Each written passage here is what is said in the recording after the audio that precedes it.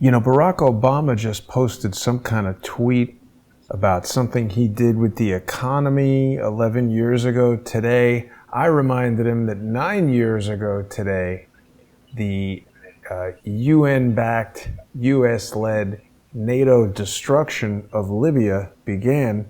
Jimmy and JoAnne, welcome back to the show. How are you guys tonight? Good. Thank you, Jason. Okay, thank you. It's good to be here, Jason.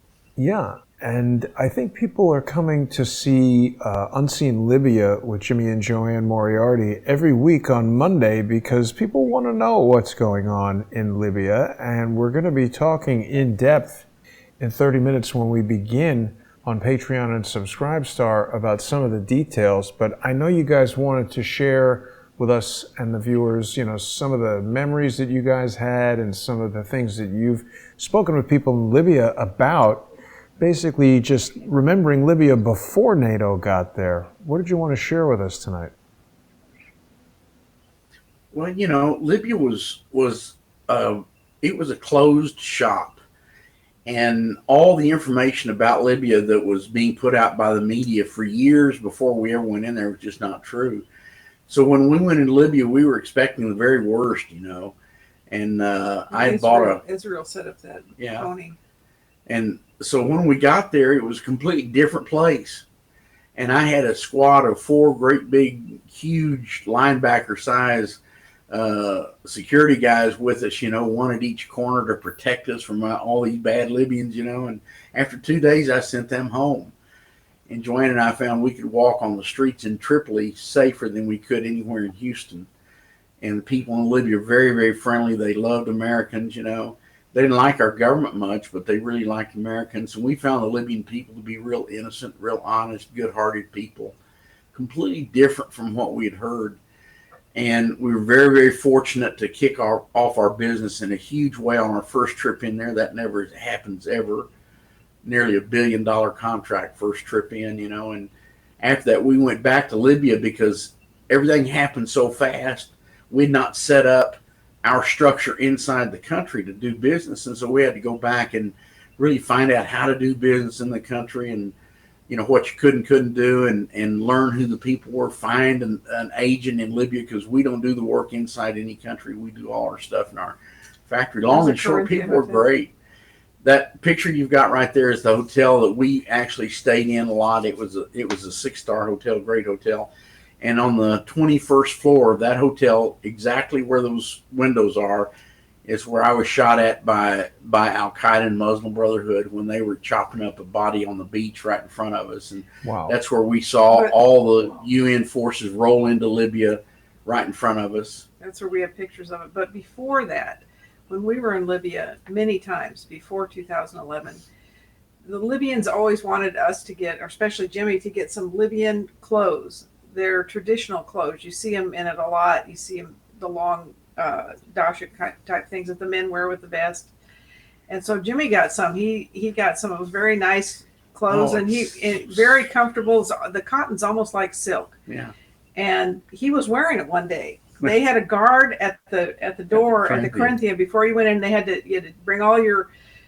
There was a line there. There was a bunch of people wanting to get in. A bunch of diplomatic people in line. And Jimmy got in line, and the guard pushed them all aside. And he put his arm out like that, and he said, "You come first, sir," because he was dressed like that. They thought it was so great that he was dressed like a Libyan. Yeah. We've seen that, right? Jimmy and his full regalia. White outfit. Yeah. White hat. They had a great market. They had a beautiful fruit and vegetable stands all over Tripoli. They had their medicine was top notch. Jimmy had their hospitals. They had an open unit made by Philips that was had a big disc. Instead of going through the tube for a magnetic resonance imaging, it was an open format, a great big 12-foot disc. You just laid down on it and they rotated the disc, and they did everything from this huge device above. They had more modern equipment than any hospital I've ever seen in the world. And they did not accept any medicines at all from any third world country. In fact, they liked the German medicines more than anything. They didn't like the U.S. medicines much. They were not of high enough quality. Wow. If you needed an antibiotic, for example, Jason, if you needed a Z-Pack here was like $195 at the time we were there. And if you went into Libya to buy a Z-Pack, it might have been $15. Hmm. Yeah. And probably a better manufacturer. They had little drugstores all over. We both got sick there a couple times. You got real sick there once. And our friend took us, he said, let's just go to a drugstore and get him an antibiotic. And I had my choice of whatever I wanted. You didn't need a prescription. Yeah. Wow. Pharmacies were clean. In fact, the country was amazing. It was well developed, you know. And they had beautiful restaurants. They had we went to one that had an outdoor Soraya. Yeah. Soraya restaurant. We knew the owner of that one, and many times we ate there. Beautiful restaurants. So one of the most surprising things I think for people to hear is how well loved Gaddafi was. You know, we've always heard over here that even you know, when they were doing this overthrow, it was basically sold to the people of the United States and other NATO countries that Gaddafi was a dictator, which sort of puts people into this mindset where, you know, he's a dictator, so killing him and destroying the country is okay. It's sort of part of a standard process that they, you know, demonize the enemy. I mean, this stuff is pretty well known, right? They demonize the enemy, and then regular people feel okay about atrocities done basically in our names to overthrow the guy. When we went into Libya, we were sure that Gaddafi was responsible for the Lockerbie plane crash. We were sure that Gaddafi was responsible for that police officer being assassinated or being killed outside that disco in London. We were sure 2 or 3 other things that Libya done. When we got there, we found out that none of that was true. And this was all lies put forward by the CIA, Mossad, and MI6. And just recently, after all the background we think we know about Libya, we found out that in 2009 or so, the USA, the CIA, that. It was like in the 1980s they did it. That they had the spy. Yeah. The CIA, Mossad, and MI6 had set up a transponder system west of Tripoli, a clandestine location where they were transmitting signals that were terrorist oriented, or it was called for terrorism. It was money available for terrorists. All this we terrorist did Lockerbie, stuff. We're proud of it. This kind of stuff. And it turns out that was a clandestine CIA, Mossad, MI6 transmitting facility outside of Tripoli that nobody knew about. It seems plausible, but how do we know that? We just read that one, Jason. In that report, you read it. It's out of a CIA whistleblower book. Is it this consortium news? No, it's the one the guy wrote last week that we had. He talks about Jimmy and I in it. Robert, he's from Canada, and in fact, Paul Craig Roberts just picked up that article. Mm-hmm. It was highlighted. We had it in last week's show. It's in last week's PDF. Yeah, we'll have to go back and take a look. People can check last week's show for sure. And we've got people watching us right now on YouTube, on Periscope. Dade Ellis is with us on VK.com. Privyet. Perhaps that person is watching in Russia, but we get a lot of interesting people from all of that. Well, that seems to be some kind of, I don't know. We noticed that they want me to buy something when I click on this link. This person from VK.com sent me, so maybe we won't do that. Live view map of Libya. Not sure what that is, but let me not get distracted by the comments. The point is, we've got a lot of platforms that people are watching us on, and in just 20 minutes from now, we're going to begin our sponsor-exclusive show on Patreon and Subscribestar. I hope that people will join us. It's a great way to support Jimmy and JoAnne. They've been bringing us information from the front lines of Libya. How long have we been doing the show? I guess over a year now, right? Over a year. Jason, if you scroll down there, you'll find that article. I think it's on my website. Oh, great. The one we were talking about. Right. So we've spoken a lot about Sarraj. Yeah, that's it right there. The destruction of Libya. That's it. The destruction of Libya, fostering predators, lethal lies. Yeah. There we go. And in that article, it details the CIA Mossad transmitting area. I think it was highlighted on. I don't know if it's on the PDF, but not here. But it's about a third of the way down. He'll talk about. But one thing that became painfully evident to us is that there was so much external attempts at control in Libya. It was painful. And when this false flag operation that they were declaring was a civil war, which was not, it was an invasion by big countries of a sovereign nation to kill the African Bank, which was a gold-backed dinar, and to set AFRICOM in place, and to kill the class action suit from the African countries against all the treaties that had been violated by Italy, France, Germany, all the countries that had invaded Africa, signed treaties, and then never fulfilled any of the treaty agreements. And so there was a class action suit. I think it was about $7 trillion. And all those things were the impetus for these big countries to go blow Libya, because gold-backed dinar would have killed the Khazarian mafia banks, the Federal Reserve, the European Central Bank, Rothschild, Rockefeller, Medici, Bush bank cartel would have been out of business, because all they've got is toilet paper money. And that was really the reason Libya was destroyed. But a big point, Jason, in Libya, and we're talking about Gaddafi now, is that in 1969, when they had their bloodless coup and the old despot king just ran off, Libya was the poorest country, I think, and the least developed country in Africa. So Gaddafi took the Libyan money, the oil money, and he developed the country. And from 1969 to whenever it was 40 some years that he was there, he developed that country into a beautiful country. I mean, the most developed country in beautiful. Africa. Highest pay scale. The picture of that.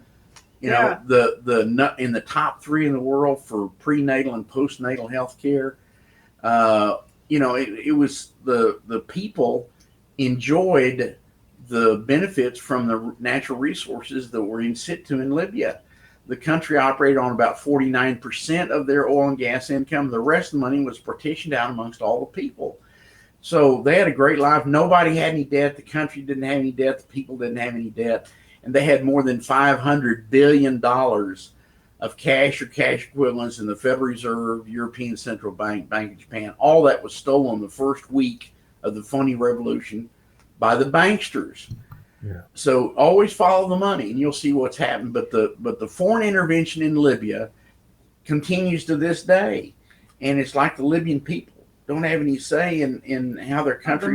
The money's being stolen now and passed to Turkey to bring in mercenaries to hold together the Muslim Libyans. Brotherhood regime that was put in there by the UN that was never elected, and the Libyan people don't want it, and they want to throw it out. But Muslim Brotherhood wants to control Libya. And we're going to get into how criminal the UN is. And in the last couple of weeks, the Libyan people officially threw out the UN representative who was not a Libyan, never had been, appointed by the UN to represent Libya, not. And so they'd had enough of him and all of his shenanigans, so officially the legitimate government Libya threw him out. Yet he's still there. He's traveling all over the world acting like a representative of Libya, spending $250 million a year on himself.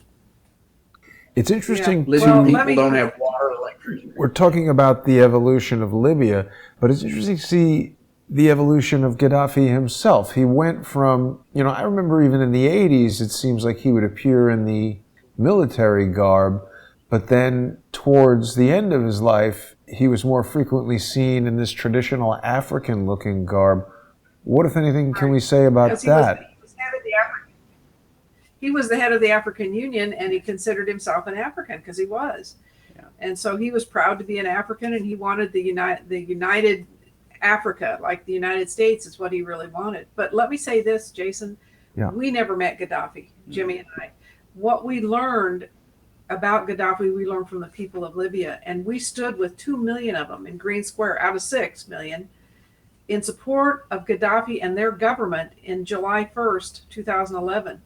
And that's how we learned about who he was through the hearts and minds of the people that And knew listen, him. you'll see pictures of him traveling around Tripoli in an open car without guards all around him, stopping and shaking hands with everybody on the street. Let's see any of these sorry politicians. We've got to do that. Yeah. No, And none of them will, because they're of not course. safe doing it, you know. Yeah. So, you know, it was a completely different environment. Everything you ever heard about Libya was a lie, period. That's the first thing. And the foreign intervention continues this day. It breaks our heart. And the Libyan people really deserve to have a chance to put their country back in order, even though there's been $1 trillion worth of damage to that country. The Libyans don't want anybody in there. They want their country back. They will rebuild it themselves, and God bless them. You know, we pray for them every day. Yeah. I mean, again, it's really, I think, a major surprise. It was for me to learn the really stark contrast between what we're told about Gaddafi and what people there in Libya feel about Gaddafi. These images of him, now what is this, 37? Is that 37 years after the... That was 37 years of the Al-Fatah Revolution, 1969, when he took over. Every year they put out new banners, and Gaddafi didn't really like that But much. you know, Jason, you know what a threat he was to the deep state, New World Order criminals, that they attacked him so ardently all the time.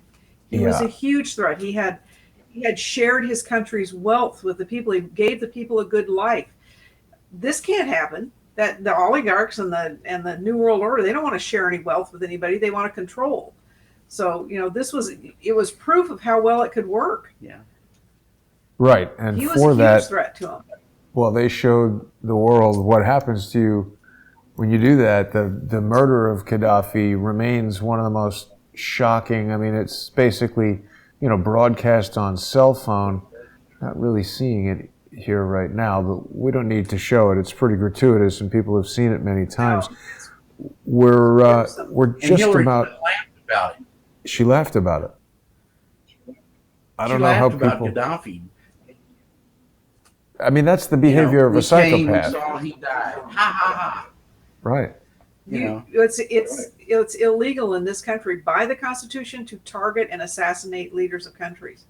But somehow it's okay, and people still. So she should be in jail. You're right. She should, and laughing about it should shock people's senses. But you know, they think that we're nuts for talking about it in the way that we do. But we're about to head over to Subscribestar and Patreon, so I hope that people will join us over there. We're going to have an in-depth conversation, and people can see that on subscribestar.com/crowdsourcethetruth or patreon.com/James and JoAnne Moriarty.